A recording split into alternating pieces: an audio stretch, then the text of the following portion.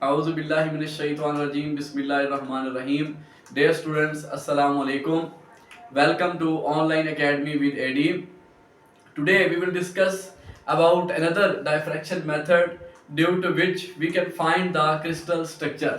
अब हमें पता है कि there are three methods to find the crystal structure. The first one was X-ray diffraction. पहला हमने पढ़ा था वो diffraction X-ray diffraction था. दूसरा था न्यूट्रॉन डाइफ्रैक्शन. आज जो हमने पढ़ना है वो है इलेक्ट्रॉन्स डाइफ्रैक्शन.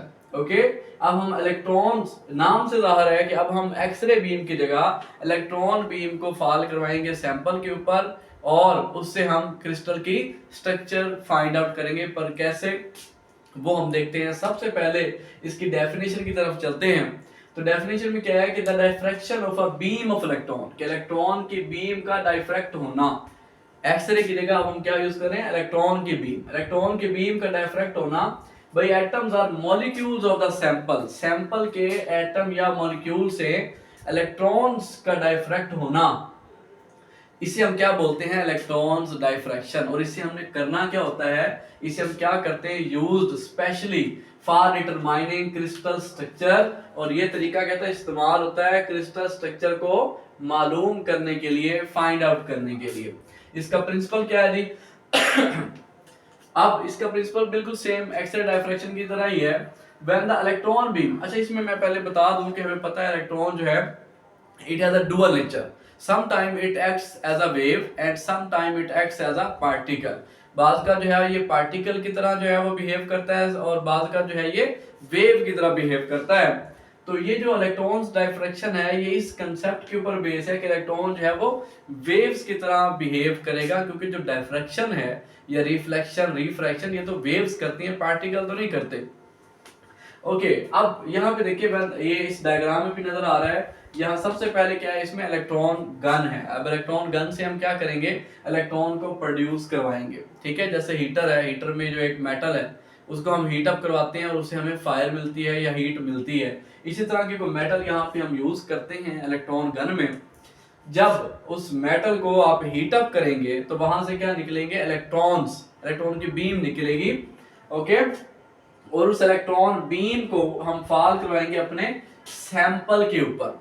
ओके, अब जो हमारा सैंपल है, अच्छा ये जो इलेक्ट्रॉन बीम है यहाँ पे ये वेव की तरह एक्ट करेगी. कैसे कि ये सैंपल जो है ये स्लिट बन जाएगी. ठीक है, डाइफ्रैक्शन ग्रेटिंग की तरह काम करेगा. यानी हमें पता है ना कि जब वेव्स किसी स्मॉल होल में से या किसी स्लिट या ऑब्स्टेकल में से गुजरती हैं तो वो बेंड हो जाती हैं, उसे डाइफ्रैक्शन कहते हैं. अब इस सैंपल में जारी बात है इसके एटॉमिक प्लेन्स के दरमियान गैप होगा थोड़ा सा.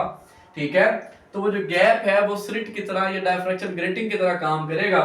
जैसे इलेक्ट्रॉन बीम इस सैंपल के ऊपर पड़ेगी तो ये जो सैंपल है उसको स्कैटर करेगा, डिफरेंट डायरेक्शन में स्कैटर करेगा.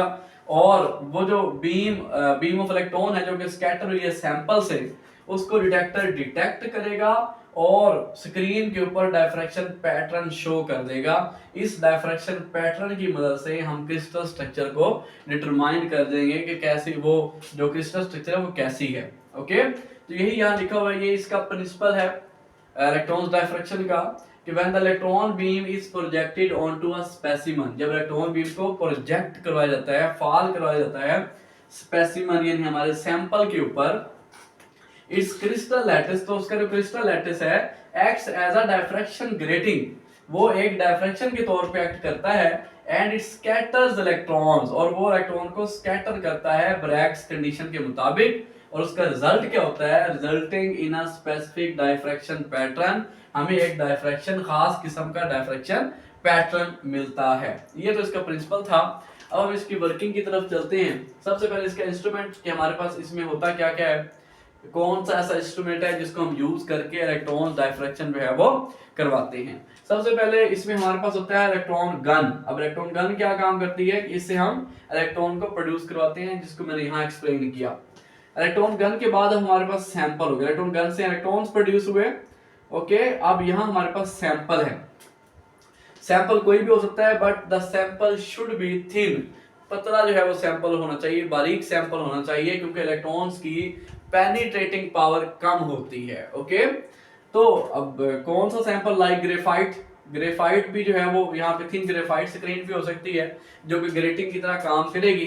जैसे ही इलेक्ट्रॉन बीम यहाँ से गुजरेगी तो अब यहाँ पे हमें डायफ्रैक्शन पैटर्न मिल रहा है, जो कि इस बात का प्रूफ है कि इलेक्ट्रॉन जो है यहाँ पे वेव की तरह ही काम कर रही है। ओके, और तीसरे नंबर पे हमारे पास क्या है, डिटेक्टर जो इनको डिटेक्ट करेगा। चौथे नंबर पर अब मैं आपको बताता हूँ ओके कि हमारे पास एवैक्यूएटेड ट्यूब होती है। अगर यहाँ पे एयर मॉलिक्यूल्स होंगे, एयर पार्टिकल्स होंगे, तो इलेक्ट्रॉन उससे टकरा के अपनी डायरेक्शन से आगे पीछे हो सकता है। लेकिन इसके लिए हमने क्या यूज किया हुआ है, हमने इवैक्यूएटेड ट्यूब यूज की हुई है, यानी वैक्यूम ट्यूब यूज की हुई है जिसमें एयर पार्टिकल्स नहीं है। बहरहाल तो क्या हुआ कि इलेक्ट्रॉन गन से इलेक्ट्रॉन प्रोड्यूस हुए। जैसे ही हमने उनको प्रोजेक्ट करवाया अपनी डायफ्रैक्शन ग्रेटिंग यानी ग्रेफाइट स्क्रीन के ऊपर, सैंपल के ऊपर, ठीक है, तो सैंपल ने क्या किया, एक ग्रेफाइट का जो सैंपल है उसने क्या किया, वो एक्ट करता है एज अ डायफ्रैक्शन ग्रेटिंग, और उसके गुजरने के बाद जो इलेक्ट्रॉन्स हैं वो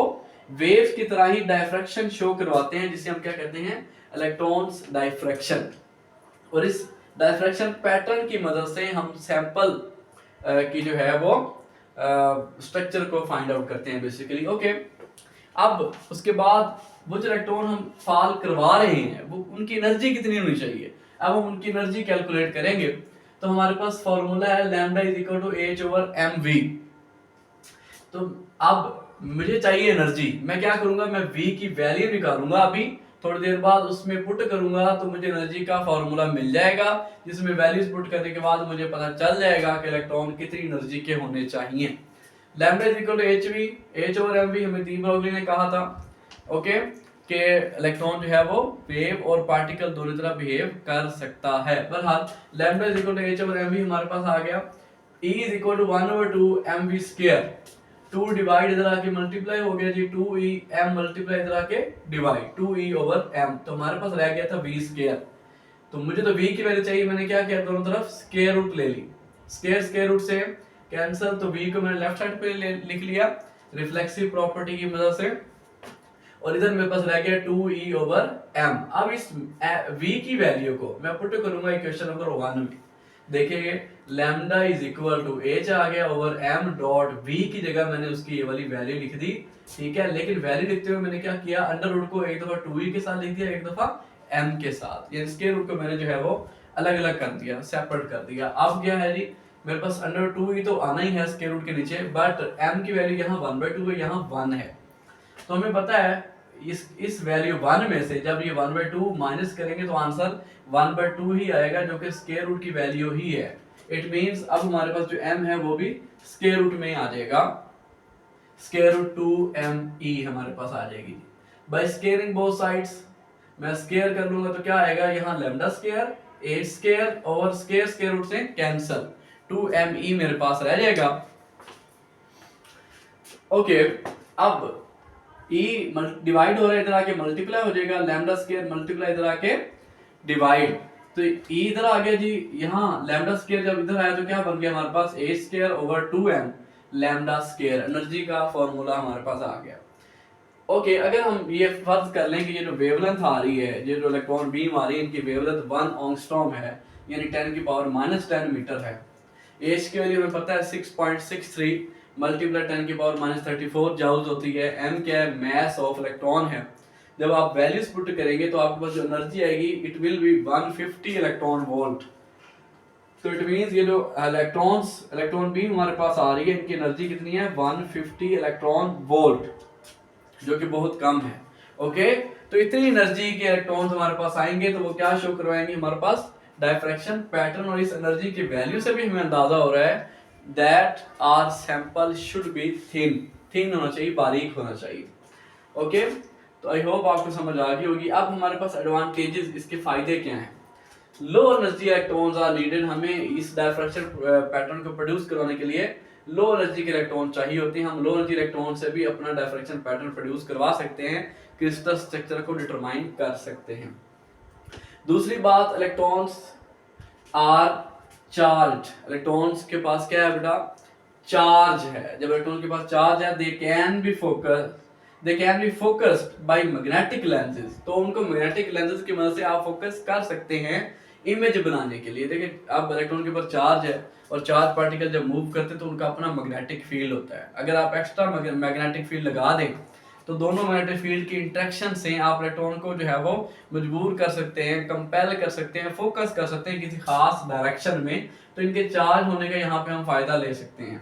ओके, तीसरा हमारे पास क्या है, electrons interact strongly with matter. Electron जो है वो मैटर के साथ बड़ी स्ट्रांगली इंटरेक्ट करते हैं बिकॉज दे आर चार्ज, क्योंकि वो चार्ज पार्टिकल्स हैं, बट उनकी पेनिट्रेटिंग पावर जो है वो कम होती है।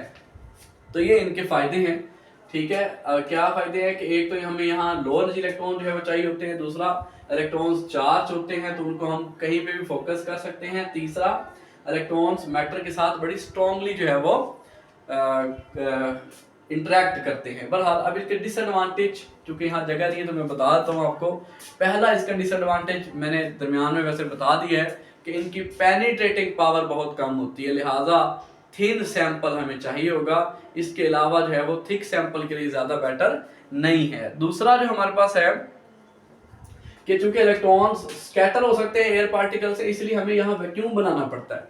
ठीक है, इसके दो मेन डिसएडवांटेज हैं कि हमें यहाँ पे वैक्यूम चाहिए होता है इस पूरे एक्सपेरिमेंट के लिए। ओके, तो मैं थोड़ा सा रिवाइज करवाता हूँ। हमने आज क्या पढ़ा। पहले हमने देखा कि इलेक्ट्रॉन डायफ्रैक्शन होती क्या है, कि सैंपल के एटम्स या मॉलिक्यूल्स इलेक्ट्रॉन को स्कैटर कर देते हैं, इसे हमने कहा इलेक्ट्रॉन्स डायफ्रैक्शन।